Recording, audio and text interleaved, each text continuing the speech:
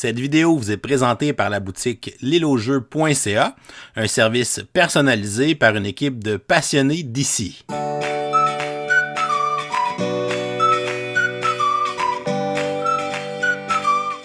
Hey, bonjour tout le monde, bonjour, bienvenue dans le coup de cœur du mois de février. Vous êtes sur la chaîne du Professeur Board Game dans son nouveau studio. Regardez-moi ça, comment c'est beau. Bon, ben moi présentement, évidemment, je suis dans le programme de montage de son ordinateur. Donc, j'imagine qu'il va vous montrer son nouveau studio du Professeur Board Game. Et c'est une belle amélioration, je dois vous dire. Je ne veux pas dire, David, que ton studio d'avant n'était pas beau, là, mais wow, celui-là, c'est quelque chose d'extraordinaire. Alors, je suis là, pas pour vous parler de décoration, mais pour vous parler de mon coup de cœur du mois de février 2025. Et c'est celui-ci. C'est le jeu Star Trek Captain's Chair. Étrangement, la compagnie WizKids, parce que non, il faut dire que c'est pas rare que j'aime pas des jeux de WizKids, mais WizKids sont souvent reconnus pour leurs jeux peut-être un peu moins de qualité. Bon, c'est peut-être un très mauvais commentaire de ma part, mais c'est parce que j'ai des souvenirs dans ma tête de certains autres jeux. Mais Star Trek Captain's Chair, c'est donc une refonte du jeu Imperium, Legend Imperium. C'est l'Imperium Legend Imperium classique. Qui ont sorti une autre version qui s'appelle Imperium Horizon, qui est un jeu de cartes excessivement complexe. C'est pas un jeu pour tout le monde. Dans la gamme des deck builders, je vous dirais que c'est un des jeux qui vous demande le plus de réflexion puzzle pour réussir à accomplir votre mission, à réussir à gagner votre partie. Parce que vous devez vraiment connaître votre faction, vous devez vraiment connaître les cartes, vous devez connaître votre adversaire, vous devez utiliser les faiblesses de votre adversaire. Mais ce que David Turzi et Nigel Buckle ont réussi à faire avec Star Trek Captain's Chair, c'est de faire quelque chose d'excessivement thématique, gang. C'est incroyable, le thème de Star Trek. C'est sûr et certain que je vous dis ça, vous devez absolument être des fans de la série Star Trek, donc je pense pas que c'est ton cas, David. Mais les capitaines qu'il y a à l'intérieur sont des capitaines corrects. Je veux dire, on incarne un capitaine dans ce jeu-là. Évidemment, ça s'appelle Captain's Chair. On a Jean-Luc Picard. On va avoir Commander Sisko. On a aussi Michael Burnham. Mais on en a d'autres qui sont un peu moins connus également. On voit qu'il y a la possibilité d'avoir plusieurs extensions à venir. Mais le système d'Imperium a été réutilisé dans ce système-là pour faire quelque chose de très thématique par rapport à tous les thèmes très technobabble qui existent dans le monde de Star Trek, se retrouvent également dans ce monde-là, dans ce jeu-là. Et ça fonctionne très bien. Moi, c'est un jeu qui a vraiment beaucoup cliqué de mon côté. J'ai hâte d'y rejouer, j'ai hâte de connaître aussi toutes les extensions qui s'en viennent, comme Captain Kirk, Captain James T. Kirk, qui n'est pas dans ce jeu-là. Évidemment, on sait que ça va venir éventuellement. Donc voilà, fait que pour moi, c'est définitivement mon coup de cœur. Je l'apprécie même plus que Imperium parce que pour moi, ça vient beaucoup me chercher. Je suis un très, très, très grand amateur de Star Trek. Alors voilà, fait que je vous le conseille.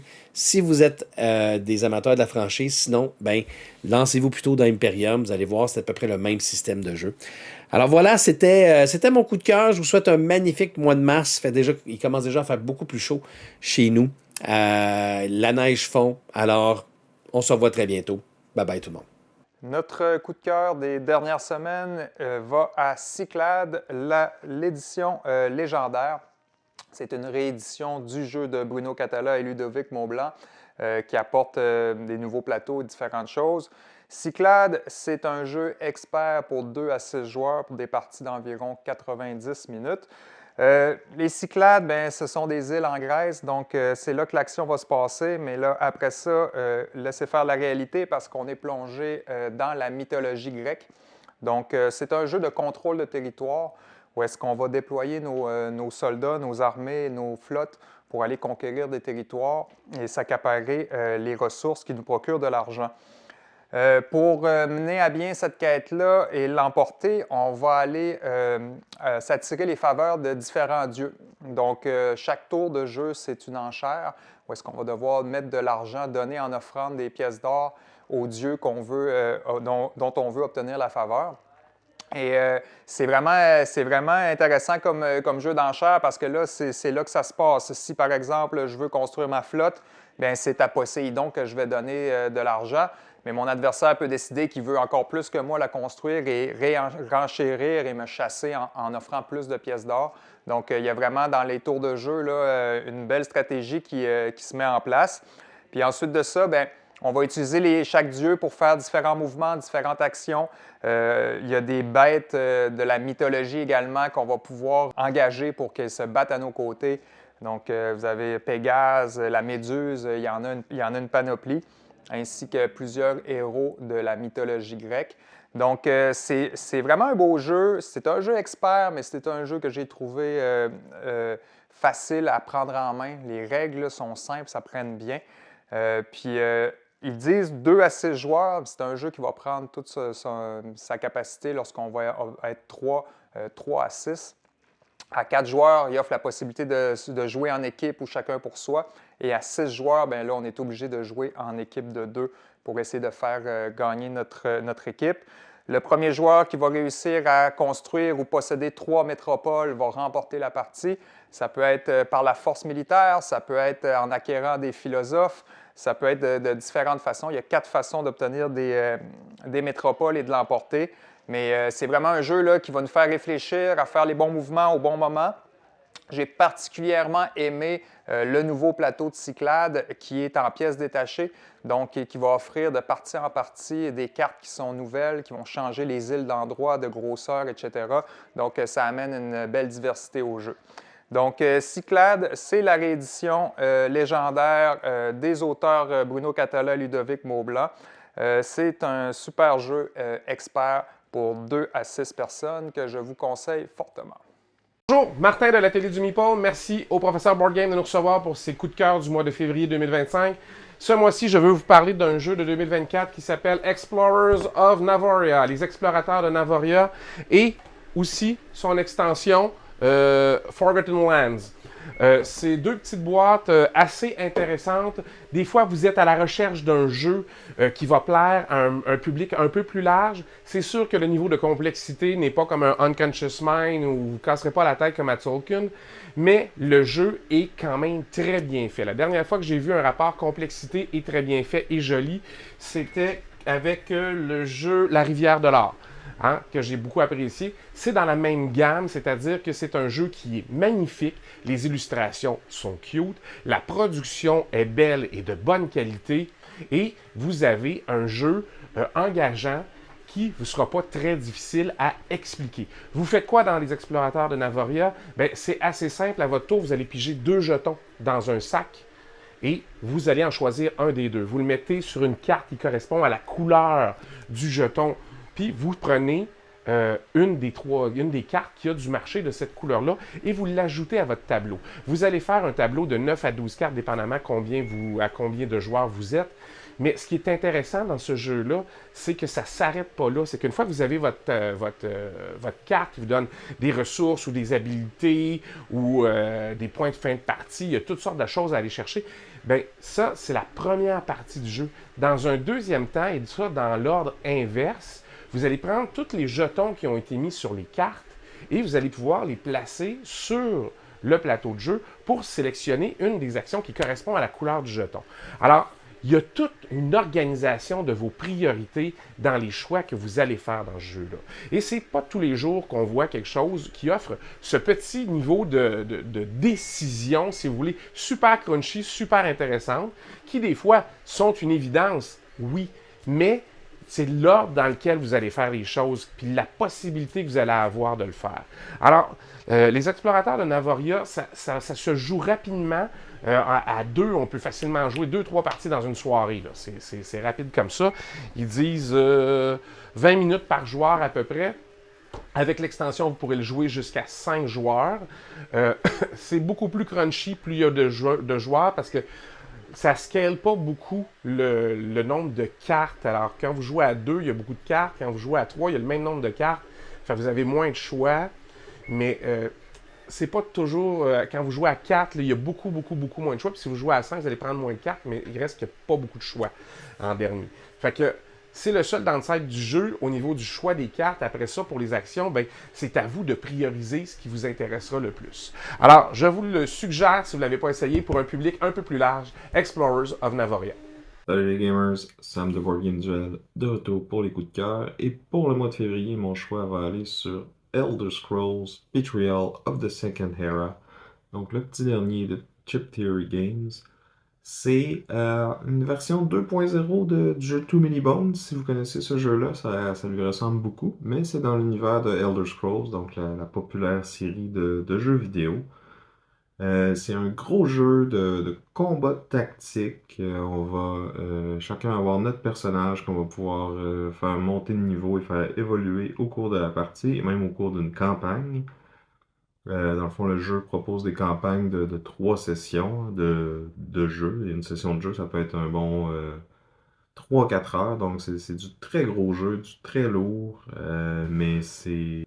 Moi, ça m'a plu vraiment beaucoup. Le jeu est difficile. Le jeu est difficile à jouer, difficile à apprendre, bien qu'il vienne avec une application qui a un tutoriel qui nous prend quand même bien par la main, là. Il y a un livre de règles de presque 100 pages. Mais on n'est pas obligé de tout le lire, on peut faire le tutoriel, relire certaines sections quand on en a besoin. C'est facile de s'y référer. Donc, oui, il y a une barrière d'entrée pour se lancer, mais un coup qu'on a passé ça, puis si on a déjà joué à Too Many Bones avant, ça aide beaucoup aussi. Ben là, on peut se lancer dans un jeu qui est vraiment très prenant. J'ai vraiment aimé comment que les combats sont faits, comment on peut faire évoluer notre personnage et le personnaliser. On peut vraiment y mettre sa touche personnelle. Là, oui, on va avoir une classe en début de partie qui va nous donner quelques habiletés, mais il y a vraiment beaucoup plus d'options pour personnaliser le personnage qu'il y en avait dans Too Many Bones. Là, je pense que c'est la plus grosse différence entre les deux. Ça, puis le fait que c'est plus gros, il y a plus de stock, plus de choses à faire. Un peu plus de règles, mais je crois que ça en vaut la peine. Donc, moi, ça m'a vraiment bien pris pendant mon mois de février. Là. J'ai fait une campagne au complet en solo. J'en ai parti une autre à 2 joueurs. Je préfère le jeu à 2 joueurs qu'en solo avec 2 personnages parce que c'est vraiment beaucoup de choses à gérer. Mais bon, un très bon jeu. J'ai hâte d'y rejouer. J'ai hâte d'y replonger. Elder Scrolls Betrayal of the Second Era. Et je vous dis à la prochaine! Hey, salut tout le monde, ici Vincent. Et Yannick. Bienvenue sur la chaîne Le Temps d'un jeu. On voulait remercier Professeur Board Game de nous avoir en fait réinvité pour parler des coups de cœur du mois de février. De mon côté, je vous présente Worm, le jeu de société, donc pour tous les fervents amateurs du jeu vidéo Worm. Donc on incarne en fait des vers de terre et on installe en fait une carte où il y a des mines, des caisses de munitions où tu vas t'armer, des barils de pétrole. Bref, on installe plein de choses sur la carte tout en sachant que quand on place en fait nos vers de terre un petit peu partout, nous ne savons pas quelle couleur d'équipe nous serons. Alors on place nos items sur la map et ensuite on va piger au hasard l'équipe qu'on va incarner. Donc lorsqu'on a notre équipe en jeu, en fait là, on se déplace, on essaie de collecter en fait des armes, on essaie de détruire nos adversaires. Mais on s'entend que dans le jeu vidéo à Worm, des fois ça arrive que tu donnes un beau coup de bazooka puis que ça te revienne dans la face à cause du vent ou une mauvaise précision ou bref. Ça explose de partout et on essaie de rester la dernière équipe en fait en vie. Donc dans ce jeu-là, tu peux pas arriver d'avoir un plan très défini parce qu'on sait jamais quand est-ce que ça va finir. Ça pète de partout. C'est ça, ça pète de partout. Donc pour tous les amateurs de jeux War, c'est très représentatif de ce qu'est le jeu de société. En fait, une boîte très colorée, les miniatures, super belles miniatures. Vu que moi j'ai la version collector, on a vraiment plein de verres qui sont différents. Fait que c'est le fun de pouvoir composer son équipe et ben, t'essaies de tout détruire. C'est aussi simple que ça, donc un beau petit jeu de party où on s'en met plein la tranche, mais très plaisant à jouer. Donc de mon côté, Worm. Pour ma part, je vais être plus léger que toi. un petit peu plus léger puisque je vais vous parler de la fleur. La fleur. On aime ça, des jeux de fleurs. Les animaux, les fleurs, t'aimes ça, ce thème-là, je le sais. Oui, j'adore c'est pour ça que je l'ai fait exprès de présenter ce jeu-là. Donc La Fleur, un jeu pour 1 à 4 joueurs, 8 ans et plus, des parties de 40 à 70 minutes. On va incarner un propriétaire de château en France. Et notre château, il n'y a pas grand-chose dedans. Il y a un beau jardin avec pas de fleurs. Donc on va avoir des artisans qu'on va envoyer sur la ville de Paris. Et le but, ça va être d'embellir notre jardin. Donc on va pouvoir acheter des fleurs, on va pouvoir acheter des endroits pour embellir, des endroits comme des fontaines d'eau pour embellir notre jardin. On va payer ses artisans, et puis plus notre château va être beau, plus ça va attirer des visiteurs qui vont nous apporter des points de victoire à la fin de la partie. Donc le but c'est ça, embellir notre château, amener des visiteurs, on peut même courtiser un des visiteurs si on a suffisamment de choses belles dans notre château pour avoir un compagnon. Donc un jeu que j'ai trouvé, c'est léger, c'est un jeu pas très compliqué, et puis mais très beau, la thématique j'aime bien, de par mes origines, j'ai trouvé ça très beau. J'ai même voulu accrocher la boîte, le fond de la boîte à mon mur, mais j'avais plus de couvercle si je faisais ça, donc je le ferai pas. Un très beau jeu que je vais essayer de te convaincre de jouer. C'est fou à quel point on était diamétralement opposés pour les choix. Là. Complètement. Je vais rester avec mes bazookas qui explosent partout. Là. Donc, c'était nos coups de cœur du mois de février. En remerciant encore David et son équipe de nous avoir invités. Salut! C'est nous, le Bureau du loisir. Merci encore au Prof Board Game de nous inviter. Mathieu, nos coups de cœur du mois de février, le mois de l'amour. Vas-y donc, mon David. Alors, avec grand un jeu plaisir. de l'amour. Oui, un jeu de l'amour, de l'environnement, Mathieu. Oui. Il faut sauver le monde du réchauffement planétaire. Daybreak. C'est un thème de fantaisie, ça. Oui, un gros coop. Très engageant, avec une mécanique super simple, mais un défi colossal. Très satisfaisant, on en a parlé un petit peu déjà au bureau. Ça suscite... Un bon vidéo complet. Oui, ça suscite plein d'émotions que je vais illustrer par des grimaces ici. Effectivement, belle rejouabilité, David. Oui, la dernière grimace, c'est la rejouabilité. Un scénario exceptionnel. Une expérience à partager avec vos meilleurs amis gamers. Oui, exactement. Moi, j'ai envie de vous parler de SETI. Mais je l'ai déjà fait sur la chaîne, alors allez voir notre vidéo sur SETI. On en parle dans le cadre d'une salade de jeux. Mais sinon, j'ai envie de vous parler de Strange World Above the Clouds. J'aimais ça, Mathieu. Oui, mais moi aussi beaucoup. C'est pour ça que j'en parle. Petit coup de cœur solo d'abord dans mon cas, mais après ça, j'ai joué avec d'autres gens, dont David, puis ça a été très agréable aussi. On s'est pas chicané. Exactement. Donc, ce qu'on fait là-dedans, c'est qu'on va bâtir un tableau de 4 cartes par 4 cartes. Ça fait 16 cartes, ça, Mathieu. Bravo, David. Et donc, il va falloir porter l'attention particulière à où on place les cartes dans le tableau parce qu'on va avoir des pénalités. Par exemple, les marécages, on ne peut pas en mettre plus qu'un par colonne, par exemple. Et donc, si on en met un deuxième, là, on va avoir des pénalités. Mais ça va être des cartes d'optimiser pour faire le plus de points possible avec notre tableau. Et c'est un jeu de draft de cartes. Donc, on peut aussi être un peu chien avec les autres joueurs pour ne pas leur donner ce qu'ils ont besoin, n'est-ce pas? Parce qu'on voit les tableaux des autres aussi. Donc, un petit jeu malin avec un thème fantaisiste, comico-fantaisiste. J'aime beaucoup ton choix, Mathieu. Oui, voilà. Strange World Above the Clouds, c'était mon coup de cœur du mois de février. Et on passe au prochain. Merci beaucoup. Et bonjour, ici Pat de la chaîne YouTube Les Petits Chefs. J'espère que vous allez bien. Mon coup de cœur de février 2025 vient à Critter Kitchen de Cardboard Alchemy, les mêmes créateurs là, qui avaient créé ici Flamecraft, un jeu d'Alex Cutler et Peter C. Eward. Le jeu est super beau aussi, graphiquement, c'est coloré, c'est super beau, c'est des personnages fantastiques qui n'existent pas réellement. Comme par exemple, là, regardez, vous avez un genre de sanglier licorne, là. Super original, j'adore cet univers-là. L'art graphique est une réalisation de Sandaratang. C'est un excellent jeu, mais tout particulièrement la version Deluxe. Pourquoi la version Deluxe? Parce que non seulement à l'intérieur de la boîte, tout le matériel est deluxifié, tous nos jetons sont en bois, sinon en métal, comme les étoiles ou ces belles pièces-là dorées ici, vraiment magnifiques. Normalement, dans la boîte régulière, vous allez avoir 12 sous-chefs en petit carton, là, un genre de petit standee. ben dans la version de luxe, vous en avez 38 avec des personnages en bois. On a des beaux trays en forme d'étoiles, en forme de chaudière à soupe. Au lieu d'un petit jeton, on a une belle poivrière. On a un beau tray aussi qu'on peut utiliser là, pour tenir notre paravent, y placer aussi nos ingrédients dessus ou nos ressources. C'est vraiment pratique. Non seulement tout ça, mais en plus, l'extension à la carte est comprise dans le jeu.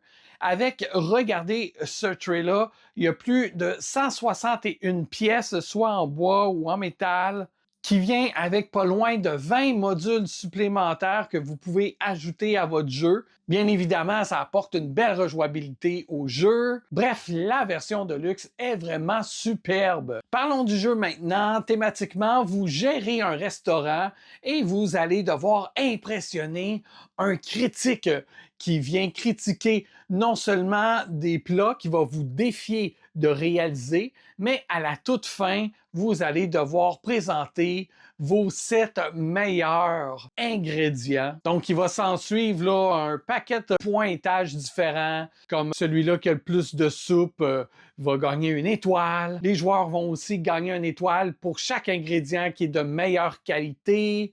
Il va y avoir aussi une course aux points à la toute fin. Vous allez aussi marquer des points pour des cartes d'objectifs cachés que vous pouvez découvrir durant le jeu. Ces cartes-là étant des rumeurs.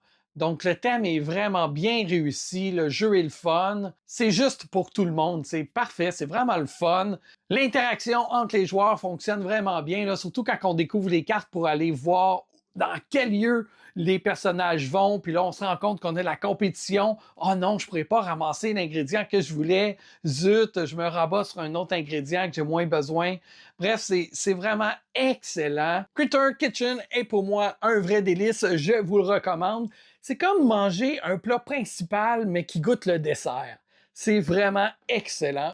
Salut tout le monde, ici Eric et mon coup de cœur ce mois-ci, il s'agit d'un jeu pour enfants qui fait vraiment fureur chez nous présentement. Il s'agit de Très Futé Kid. Donc si vous connaissez déjà la série Très Futé, c'est vraiment le même principe, mais vraiment simplifié. Mais sinon, je vous l'explique quand même rapidement. Donc chaque joueur a une feuille comme ça ici qui a 4 zones de jeu. Donc les ballons, les chandelles, les bonbons et les pâtisseries. Et on a 5 dés. Donc, on doit brasser les 5 dés et sur les dés, il y a des objets qui représentent là, ces 4 zones de jeu-là. Et le joueur va devoir choisir quel dé il choisit. Donc, il peut juste prendre, exemple, juste les chandelles ou juste les ballons. Et les autres dés deviennent disponibles pour tous les autres joueurs. Donc, si, exemple, j'ai deux fois une chandelle et des ballons, puis que je choisis les chandelles, bon, ben, je vais venir barrer ici ma première chandelle, ma deuxième chandelle, et je rends les autres dés disponibles pour les autres joueurs. Et les autres joueurs vont devoir choisir dans ces dés-là une seule couleur, donc une seule zone, qui vont pouvoir venir biffer dans leur zone à eux. Et après ça, ben, on passe le joueur actif et c'est au prochain. Donc, c'est vraiment pas plus compliqué que ça, mais il y a quand même un beau petit niveau de stratégie là, pour les enfants. Donc, oui, ils doivent choisir en fait lesquels ils vont prendre, mais il y a aussi des bonus. Puis le but du jeu, c'est de venir chercher les petites étoiles comme ça. Donc, à la fin de la partie, donc dès qu'il y a une zone de compléter, on compte les étoiles et celui qui a le plus d'étoiles remporte la partie. Mais on voit aussi des cercles comme ça. Donc, quand on arrive à un cercle, ben, par exemple, ici, c'est un cercle vert. Donc, quand on l'atteint, on peut venir barrer un objet de la zone verte. Donc, les enfants vont venir faire des combos aussi. Donc là, ils peuvent barrer quelque chose dans le vert qui va leur permettre de barrer quelque chose dans le rouge, par exemple, et ainsi de suite. Donc, de venir remplir plus vite leur fiche pour avoir des étoiles. Fait que oui, il y a du hasard à cause des dés, mais il y a quand même un niveau de stratégie. Il faut faire attention aussi à ne pas laisser des dés trop avantageux pour nos adversaires. Ce que j'aime de ça, ben, premièrement, c'est assez rapide, donc des parties d'environ 10 minutes, ce qui est parfait pour les enfants, ça les garde focus, même que nous, on en fait souvent là, quelques-unes, une après l'autre. Aussi, justement, comme je vous dis, souvent dans les jeux d'enfants, il y a beaucoup de hasard, ça, il y en a aussi, mais il y a quand même un beau degré de stratégie. Même pour les adultes, c'est plaisant aussi, donc nous, on a du plaisir, ça, je trouve que c'est quelque chose qu'on cherche dans les jeux pour enfants, c'est que les adultes aussi, on y trouve un peu notre compte. Donc ça vient cocher ça aussi. Puis ben tu sais, les enfants gagnent aussi, donc on n'a pas besoin de laisser de chance là. Ça va assez bien aussi pour les enfants, ils peuvent gagner aussi, donc c'est vraiment valorisant à ce niveau-là. C'est un jeu qui n'est pas super dispendieux. Si je ne me trompe pas, c'est en bas de 20$. Donc, rapide, efficace, pas dispendieux. Ça vient cocher toutes les cases là, pour se placer une belle place, pour se tailler une belle place dans la ludothèque de mes enfants. Donc, Très Futé Kid, et ensuite, là, quand ils vont vieillir, ben, vous pourrez enchaîner avec la série Très Futé et tous les autres jeux de la série. Donc, c'était mon coup de cœur sur ce mois-ci. Sur ce, je vous dis merci et on se revoit bientôt. Salut! Le coup de cœur de la page de C'est à ton tour se déroule aujourd'hui au Randolph pour le défi Joue donc. Le défi Joue donc est une journée qui amasse des fonds pour l'Association québécoise de la prévention du suicide, une cause qui nous tient à cœur. Et pourquoi qu'on le fait aujourd'hui ici? Ben, c'est parce que nous devons remettre le vidéo du professeur Board Game dans 1 heure et on n'a pas d'autre choix que de le faire maintenant. En fait, 1 heure, pour nous, ça veut dire 15 minutes. On est super organisés. Alors, on peut-tu le faire en one shot? Hein? Rapido? C'est ce que ça sera. J'ai ramené de Cannes un beau petit jeu de 2 joueurs. Ça s'appelle Agent Avenue. Et c'est quoi le but du jeu, ma chère Josiane? Agent Avenue est un jeu de collection de cartes et de bluff où on va un petit peu jouer là, dans le style de tir à la corde, c'est-à-dire qu'on va courir après notre adversaire pour être le premier à l'attraper. Et pourquoi on veut attraper notre adversaire? Parce qu'on incarne tous les deux des espions retraités dans un quartier paisible, mais on ne veut pas être à découvert, donc on veut être le premier à percer la couverture de notre rival. Exactement. Et comment qu'on joue? Le joueur actif met devant lui 2 cartes, une face invisible et une autre face visible. Le joueur adverse choisit une de ces cartes et applique l'action de la carte, qui est une action de mouvement. Ce qui est intéressant dans le jeu, c'est que plus que vous collectionnez des cartes qui sont du même type, plus que votre force de déplacement sera plus forte. Comme ici, j'ai 2 cartes, il va activer la deuxième ligne ici qui est d'avancer de 6 cases. Et attention, quand on dit force de déplacement, mais on peut avancer, mais on peut aussi reculer. Et là réside toute la stratégie du jeu. Ce qu'on veut, c'est que notre adversaire choisisse la carte qu'on pose devant lui, face cachée ou face visible, qui va lui nuire le plus possible. D'où le bluff. Et en plus, le jeu possède 2 modes. Une version de base et une version pour les experts. Si vous réussissez à amener votre petit chien sur une des 4 coins du plateau, vous avez la chance d'activer une des cartes spéciales qui viendra changer le jeu, le cours de la partie. Et quand on dit changer le jeu, c'est changer complètement parce que je pourrais avoir une carte qui me donne le pouvoir de remporter immédiatement la partie lorsque j'aurai, par exemple, 3 cartes du même type. Et voilà, c'est fait. Le coup de cœur d'Agent Avenue, on l'a fait assez rapido presto. Félicitations, Josiane. T'as bien fait ça. T'as très bien fait ça. Quand t'es positif, on finit de même. Ça a fini positivement. Bonjour tout le monde, je suis Sophie de la chaîne YouTube Mixdeal et aujourd'hui je vais vous présenter mes coups de cœur du mois de février. Oui, je dis mes coups de cœur parce que j'en ai 2 puis j'arrive pas à choisir lequel des 2, fait que ça va être les 2. Donc le premier, c'est Forêt Mixte. Forêt Mixte, c'est un jeu qui fait penser, si vous avez déjà essayé le jeu Heart ou même Terraforming Mars, tout ça, c'est un petit jeu d'engine building, tableau building. Bon, on s'entend beaucoup moins long, beaucoup moins complexe aussi que ces jeux-là, mais qui va, dans le fond, c'est un petit filler, mais qui va vraiment gratter là, la surface gamer là, de ceux qui aiment les jeux plus compliqués. Il est vraiment très, très intéressant. On va créer notre forêt, essayer de mettre les animaux et les plantes qui vont nous favoriser le plus de points de victoire à la fin de la partie. C'est super le fun, très, très engageant. Vous pouvez l'essayer sur Board Game Arena si vous voulez. Et le deuxième jeu, c'est Harmonies. Harmonies, c'est un jeu de placement de tuiles où, dans le fond, on va essayer de créer des habitats pour les animaux. C'est vraiment intéressant parce que on essaie de recréer des schémas en piochant, en sélectionnant là, une combinaison de 3 tuiles qu'on va placer sur notre terrain. On peut créer des arbres sur plusieurs étages, des montagnes sur plusieurs étages, tout ça. Et là, ben, on essaie de vraiment créer différentes combinaisons qui vont nous faire donner des points de victoire. Tout ça, c'est super intéressant. C'est complexe parce que on a plusieurs différentes combinaisons qu'on veut faire. On veut essayer de les faire le plus souvent possible. Donc, c'est de la stratégie de comment les placer. Tout ça, c'est vraiment un jeu qui est intéressant. Il fait penser à Azul pour la sélection de tuiles qu'on va placer sur notre carte. Il est super beau en plus. Bref, c'est mes 2 coups de cœur du mois de février. Salut les gamers, c'est Vincent du podcast Un Board Game Presque Parfait. Je vous parle de mon coup de cœur de mars, qui est le jeu Amalfi Renaissance de Takeo Yamada. C'est un jeu présenté par Silex. C'est un jeu euro typique, avec un thème qu'on a déjà vu 1000 fois, je vous l'accorde. C'est un thème de commerce dans la mer Méditerranée. On est dans l'Italie de la Renaissance au 15e siècle. Quand même, au-delà de sa thématique et au-delà de ses mécaniques, il y a quand même quelques éléments qui différencient des autres jeux du genre et qui en font pour moi un coup de cœur. La première étant sa gestion d'ouvriers. C'est un placement d'ouvriers. La différence, c'est qu'une fois qu'on va envoyer notre navire pour générer des ressources comme dans d'autres jeux, on va utiliser aussi ces mêmes bateaux-là pour compter nos ressources. Donc, par exemple, si je vais envoyer mon ouvrier à un port qui va générer du textile, je vais utiliser des bateaux pour les envoyer aussi dans ma section textile de mon plateau personnel. Plus tard, si je veux, par exemple, me procurer une carte qui me demande de payer 5 textiles, je vais ramener dans ma baie des bateaux qui vont générer, par exemple, chaque bateau 3 textiles qui vont permettre d'acheter la carte et qui vont me permettre de retrouver mes ouvriers que je vais pouvoir réutiliser pour faire d'autres actions. Donc, c'est le casse-tête principal du jeu, c'est de gérer les ressources et gérer aussi ses ouvriers. Le reste, très typique, on va acheter des cartes qui vont nous donner des points et des nouveaux pouvoirs. On va utiliser des personnages historiques qui vont nous donner des facultés, tout ça. On peut acquérir des nouvelles destinations pour envoyer nos ouvriers qui sont plus intéressantes que celles du plateau principal. Ça va jouer sur un nombre de manches qui est de 4. À chaque fin de manche, on va faire un scoring de points ou avec des décrets royaux.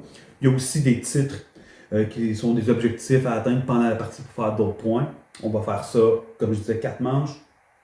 On compte les points à la finale. Et puis, celui qui a le plus de points l'emporte. C'est un jeu qui est super beau dans ses couleurs, dans son esthétisme. Chaque carte, les 75 cartes du jeu ont un dessin unique avec même une petite description historique. Les plateaux, double couche, les plateaux personnels, plateaux centraux. Le matériel est numéro 1. Je ne peux pas vous le recommander assez. Coup de cœur du mois, probablement de l'année, Amalfi Renaissance. Bonjour chers amis joueurs, ici LP, bienvenue à ce petit coup de cœur dans lequel je te présente mon coup de cœur février 2025, Torgal, le jeu de plateau. Torgal, c'est un jeu d'aventure 2 à 4 joueurs dans lequel qui mélange plein de mécaniques, c'est pour ça que je l'aime, que je l'ai beaucoup aimé dans mes premières parties, j'ai joué peut-être 4-5 fois jusqu'à date. Donc, Torgal, tu vas avoir un gros livre d'aventure, tu vas te choisir un scénario, tu vas ouvrir un livre d'aventure, il va y avoir plein de zones, plein d'actions sur le lieu que tu vas avoir choisi, plein d'endroits que tu peux aller visiter, et tu vas avoir une rivière de cartes d'action sur laquelle les joueurs vont placer des jetons d'action pour activer leur héros et faire différentes actions. La carte où tu places ton jeton va déterminer l'action que tu fais, mais va également te donner des bonus en fonction des autres jetons, comment ils sont placés, et dans les tours subséquents, on ne récupère pas les jetons, on fait juste les déplacer sur d'autres cartes. Fait que tu as une phase de planification qui est importante.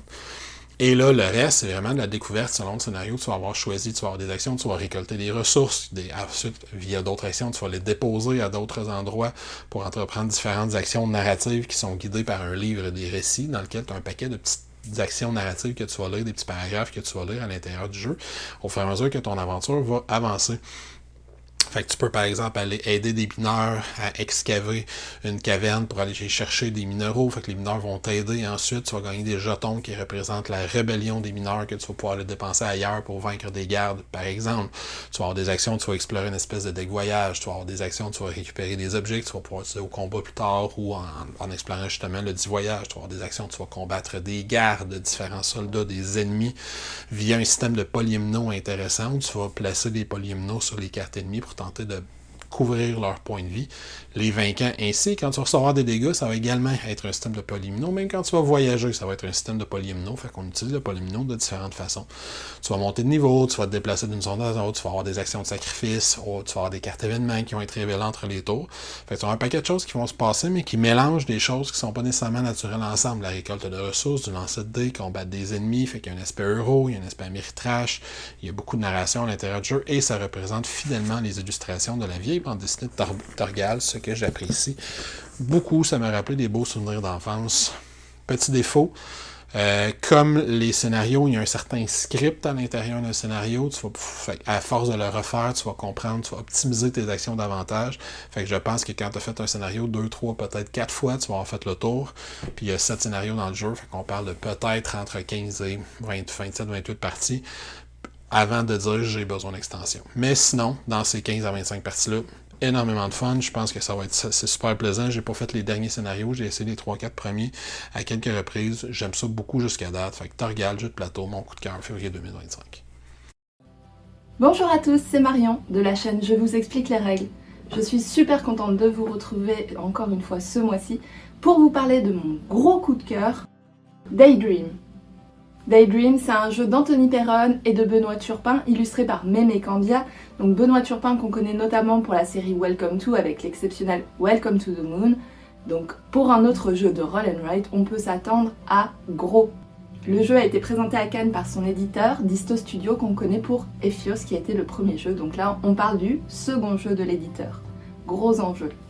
Daydream, c'est un jeu de roll and write super chill, avec 8 configurations différentes, donc des difficultés différentes. Donc comme dans tous les run and write, vous allez noter des chiffres dans des cases qui sont représentés par des nuages, et le but du jeu va être de les mettre en ordre, croissant-décroissant, pour pouvoir dessiner un maximum d'objets sur ces étagères. Chaque configuration a sa petite spécificité, des règles additionnelles, comme on l'attendait de la part de Benoît Turpin. Donc il va toujours y avoir un petit plus à chaque scénario, sauf les 2 plus simples qui représentent une seule face du plateau, qui vont donc vous permettre de scorer des points encore différemment. Quand vous avez rempli une ligne de nuages horizontale ou verticale, vous allez pouvoir dessiner des objets sur votre étagère, donc c'est le but du jeu, c'est ça qui va vous rapporter des points en fin de partie. Je suis hyper ravie de ce jeu, il se joue en une vingtaine de minutes. Il est parfait pour les soirées tranquilles, il est parfait pour les pauses lunch, pour les pauses tout court. Il se sort en toute occasion, il est facile à expliquer. L'avantage des différentes configurations, c'est que selon les joueurs avec lesquels on joue, ou en solo, ou le temps qu'on a, on peut décider de quelle configuration on va utiliser pour jouer ce tour-ci. Si vous en avez l'occasion, je vous conseille vraiment d'essayer Daydream, qui non seulement est magnifique, mais hyper bien pensé, hyper simple à prendre en main. Les règles s'apprennent très rapidement et les parties sont rapides, donc très faciles. Salut les gamers, pour mon coup de cœur du mois de février 2025, j'y vais avec le jeu Endeavor Eaux Profondes, donc le successeur, la version 2.0 de Endeavor, qui est un jeu euro où on va développer un moteur d'action avec des personnages qu'on va recruter à chaque manche et on va tenter de se développer sur des pistes qui vont nous donner justement de plus en plus d'action, donc accès à plus de 10, accès à des meilleurs personnages, accès à reprendre plus de 10 sur nos personnages pour les déverrouiller, donc on va avoir une belle construction de moteur autour de ces pistes-là, autour du recrutement de personnages, puis ensuite on va faire des actions qui vont nous permettre d'aller scorer des points ou d'aller placer des disques sur le plateau principal. On va explorer des tuiles dans l'océan qu'on va pouvoir ajouter. Donc le plateau va grossir au fur et à mesure de la partie. On va pouvoir aller explorer avec nos bateaux, nos sous-marins plutôt, pour se promener d'une tuile à l'autre pour gagner des bonus. On va pouvoir aller faire de la plongée pour gagner des jetons qui vont nous donner de la recherche. Ensuite, on va pouvoir dépenser cette recherche-là pour aller chercher des espèces animales pour gagner des bonus et aussi aller faire des publications pour nous permettre de recruter certaines cartes. On a aussi des bonus de chaînage sur les tuiles. On a aussi des synergies parce que les tuiles vont avoir des pouvoirs. Donc les tuiles qu'on va acheter des fois vont avoir des petites règles particulières, des petits bonus qu'on va essayer de tenter d'aller chercher. Donc c'est vraiment un petit jeu d'optimisation, de construction de moteur, d'opportunité aussi. Parce qu'on va avoir aussi des objectifs. Donc on va avoir des majorités, des bonus de majorité pour les joueurs à la fin de la partie. Donc genre de petite salade de points bien sympathique. J'adore vraiment le moteur d'action, donc la façon qu'on évolue avec nos pistes, avec nos personnages. Puis la liberté aussi qu'on a, on a un petit côté sandbox, là, donc on peut se promener, aller justement faire les actions que ça nous tente de faire. On peut justement viser certains objectifs plus que d'autres. On peut développer certaines parties plus que d'autres selon les personnages qu'on a recrutés. On va avoir accès à certaines actions. Fait que vraiment un beau système. On a aussi des scénarios à l'intérieur du jeu. Donc on a 10 scénarios différents avec justement des setups différents, des objectifs différents à chaque scénario. Une piste aussi qu'on va placer des jetons qui va être différente, qui ont des nouvelles règles. Chaque scénario peut se jouer aussi solo, peut se jouer aussi coopératif. Fait que plein de modes de jeu pour expérimenter à l'intérieur de ce jeu-là. Fait que vraiment un beau petit bijou de jeu euro qui n'est pas trop compliqué, qui se prend bien en main, mais qui a vraiment un développement de moteur super intéressant. Donc c'est mon coup de cœur pour le mois de février 2025. Et voilà, c'est tout pour aujourd'hui. Oh, c'est vrai, on est lundi. On va donc vous donner une question du jour pour participer à un concours du lundi pour le mois de mars 2025, dans lequel vous pourriez gagner le petit jeu de pli Rebelle Princesse. Donc, la question du jour est la suivante. Quel est votre jeu coup de cœur au mois de février 2025? Vous nous écrivez la réponse en commentaire YouTube sous la vidéo pour enregistrer votre participation. Et si vous nous supportez pour 5 $ sur notre campagne Patreon, vous aurez aussi une participation automatique à chaque lundi. Donc, bonne chance à tous pour ce concours. Encore une fois, un gros merci à mes collaborateurs et collaboratrices qui ont participé au segment coup de cœur, qui ont pris le temps de nous envoyer des petites vidéos pour vous partager leurs choix. Et comme on tente de faire en 2025, on va vous terminer le segment avec notre invité surprise, donc quelqu'un qui vient de l'industrie du jeu, donc une autrice de jeux et qui est cofondatrice aussi d'une maison d'édition avec qui j'ai collaboré souvent. Et elle a même pour nous ressorti son français. Donc je vous laisse en compagnie de notre invité spécial. Donc, bonne fin de journée et continuez de gamer. Bonjour, je m'appelle Molly Johnson et je suis cofondatrice de Flatout Games. Nous concevons et éditons des jeux de société depuis 2017. Parmi nos jeux, on compte Calico, Cascadia, Fit to Print et Nocturne. En tant que designé, j'ai travaillé sur Point Salad, Point City et plus récemment Point Galaxy et Propolis. Malheureusement, je ne joue pas autant aux jeux publiés qu'avant 2017, mais nous essayons de nous réserver des moments de détente et des journées de jeu tout au long de l'année pour mettre à jeu des jeux récemment publiés ou des jeux plus âgés que nous découvrons. Avant de devenir un concepteur de jeux de société, ma passion et ma profession étaient l'urbanisme.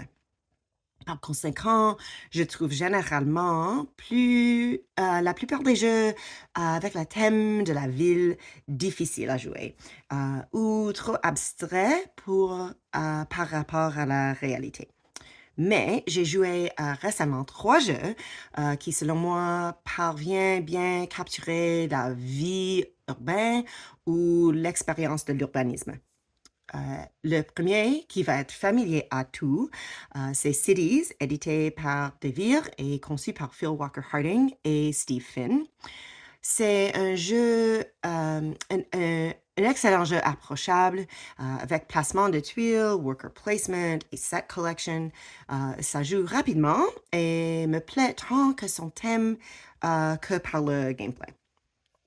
Le deuxième jeu est Link City, édité par Bleu Orange et conçu par Emilie Akiye.